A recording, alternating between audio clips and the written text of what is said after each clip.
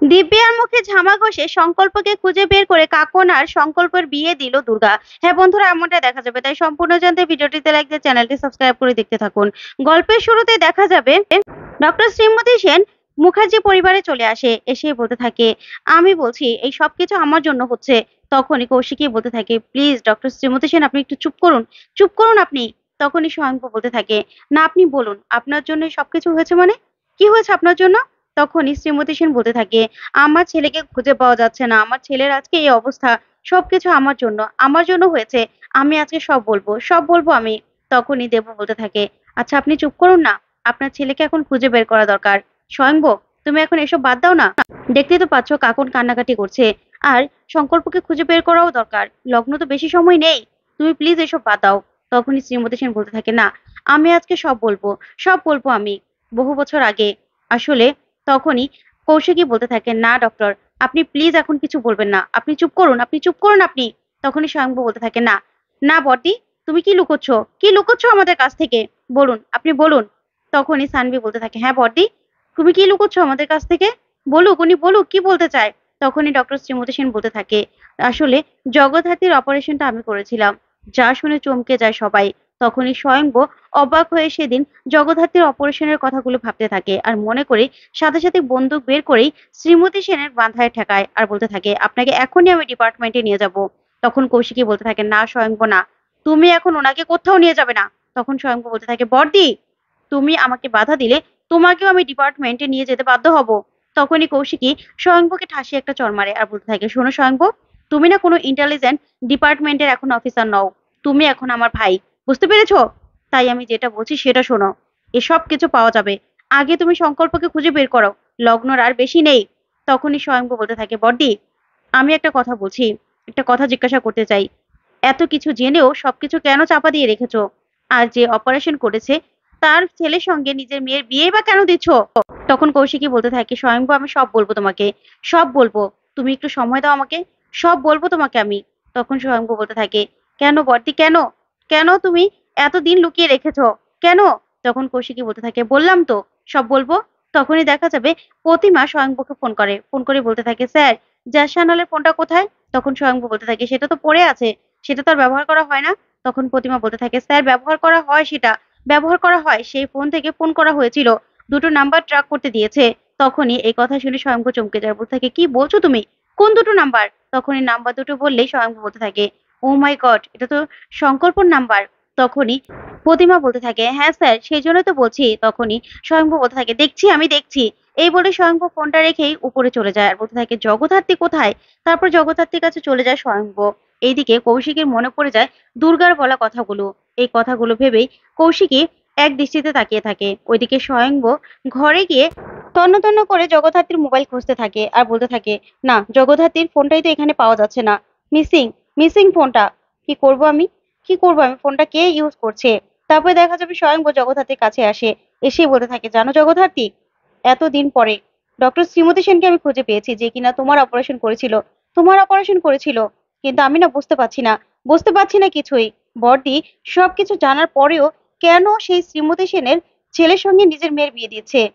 একমাত্র নিজের মেয়ের বিয়ে দেওয়ার জন্য সবকিছু লুকিয়ে গেছে বড়দি, সবকিছু। আমি না বড়দিকে কোনোদিনও ক্ষমা করব না, কোনোদিনও ক্ষমা করব না আমি, তোমাকে বলছি আমি, তুমি তো কোনো কিছু বুঝতেও পারবে না, আমি তোমাকে বলছি, কোনোদিনও বড়দিকে আমি ক্ষমা করব না। ওইদিকে দেখা যাবে দুর্গা সেই গাড়ির কাছে পৌঁছে যায়, গাড়ির কাছে এসে দেখতে পায় যে তিনটা বডি পড়ে আছে, যাদেরকে শুট করে দেওয়া হয়েছে। তখনই একটা ফোন নিয়ে নেয় হাতে, আর হাতে নিয়ে তখন সবটা বুঝে যায় দুর্গা। তারপর দেখা যাবে জগদ্ধাত্রীর ফোন থেকে স্বয়ংভুকে ফোন করে দুর্গা। তখনই জগদ্ধাত্রীর ফোন নাম্বার দেখে অবাক হয়ে যায় স্বয়ংভু। তারপরে স্বয়ংভু ফোনটা রিসিভ করে বলতে থাকে, কে তুমি, কে, তোমার কাছে জ্যাস চ্যানেলের নাম্বার কি করে গেল? তখনই দুর্গা বলতে থাকে, দেখুন হ্যাঁ, জ্যাস চ্যানেলের নাম্বার আমার কাছে, কিন্তু প্লিজ আপনি কোনো আওয়াজ করবেন না, এখন না আপনি চুপ করে থাকুন, আপনাকে আমি কি বলছি শুনুন। তখনই স্বয়ংভু রেগে যায়, আর বলতে থাকে, কে তুমি, কে? তখনই দুর্গা বলতে থাকে, আপনি আমার কণ্ঠ বুঝতে পারছেন না? আমার কাছে, আমার কাছে রয়েছে জ্যাসানালের মোবাইল। তখনই স্বয়ংভু বলতে থাকে, তুমি কে, তোমার কাছে জ্যাসানালের ফোন কি করে গেল? তখন দুর্গা বলতে থাকে, দেখুন এত কিছু না ভেবে আপনি শুধু ভাবুন, কাকুন মুখার্জির, কাকুন মুখার্জির বর সংকল্প, সংকল্পকে এখন পাওয়া যাচ্ছে না, তাই সংকল্পকে খুঁজে বের করতে হবে, 9টা 15 মিনিট পর্যন্ত লগ্ন, তার আগেই, আগে সংকল্পকে যে করে হোক খুঁজে বের করতে হবে।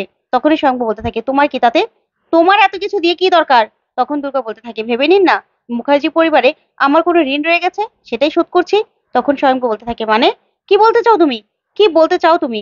তখন দুর্গা বলতে থাকে, হ্যাঁ, আমি ইনভেস্টিগেট করছি, আর আমি সেখানে পৌঁছেও গেছি। তখন স্বয়ংভু বলতে থাকে, পৌঁছে গেছো মানে? কোথায়? তখন দুর্গা বলতে থাকে, সেই গাড়ির কাছে, যে গাড়ি দিয়ে সংকল্পকে নেওয়া হচ্ছিল, আর সেখানে আমি পৌঁছে গেছি। সেখানে 3টা বডিও পড়ে আছে। তখনই স্বয়ংভু চমকে যায়, বলতে থাকে, কি বলছো তুমি? কি বলছো এসব? তখনই দুর্গা বলতে থাকে, হ্যাঁ, আমি জানি এসব কিছুর পিছনে কে আছে। কে আছে আমাকে সংকল্পকে খুঁজে বের করতে হবে। তখন স্বয়ংভু বলতে থাকে, ওই শ্রীমতী সেন জগদ্ধাত্রীর অপারেশন করেছিল, এতদিন এটা লুকিয়ে রাখা হয়েছে, তুমি জানতে সেটা? তখন দুর্গা বলতে থাকে, হ্যাঁ আমি জানতাম, জানতাম আমি। আপনাকে পরে সবটা আমি বুঝিয়ে বলবো, প্লিজ আপনি না কোনো রকম কোনো কাওয়াজ করবেন না। তখনই স্বয়ংভু বলতে থাকে, কাওয়াজ করবো না মানে? তখন দুর্গা বলতে থাকে, হ্যাঁ, আমি সব ব্যবস্থা করছি, আপনি একদম চিন্তা করবেন না, চিন্তা করবেন না আপনি। তখন এই বলে ফোনটা রেখে দেয় দুর্গা। তখনই দেখা যাবে স্বয়ংভু বলতে থাকে, এটা তো শুরু পুরো পুরো রহস্যে ঘেরা হয়ে গেল। আমি না কিছু বুঝতে পারছি না জগদ্ধাত্রী, কিচ্ছু বুঝতে পারছি না আমি। এখন না তোমাকে আমি খুব মিস করছি, জানো তো, খুব মিস করছি। এই বলেই স্বয়ংভু বাড়ি থেকে বেরিয়ে যায়। ওইদিকে দেখা যাবে বৈদেহী ড্রয়িং রুমে আসতে থাকে। তখনই উৎসব বলতে থাকে, মম তুমি কোথায় যাচ্ছ? তখন বৈদেহী বলতে থাকে, ড্রয়িং রুমে যাচ্ছি। তখনই উৎসব বলতে থাকে, যেও না, ওখানে না গন্ডগোল শুরু হয়ে গেছে, বুঝতে পেরেছো? গন্ডগোল শুরু হয়ে গেছে। সংকল্প তো আসেনি, আসেনি সংকল্প। তখন বৈদেহী বলতে থাকে, হ্যাঁ আসেনি তো, জানি তো। তখনই উৎসব বলতে থাকে, একদম ঠিক হয়েছে, আজকে কৌশিকী মুখার্জির মুখে একদম ঝামা ঘষে দিয়েছে ওই দিব্যা সেন। কৌশিকী মুখার্জি অন্য একটা গাড়ি দিয়ে সংকল্পকে আনার প্ল্যান করেছিল তো, একদম সেই প্ল্যান ভেস্তে দিয়েছে। সেখান থেকে সংকল্পকে তুলে নিয়েছে দিব্যা।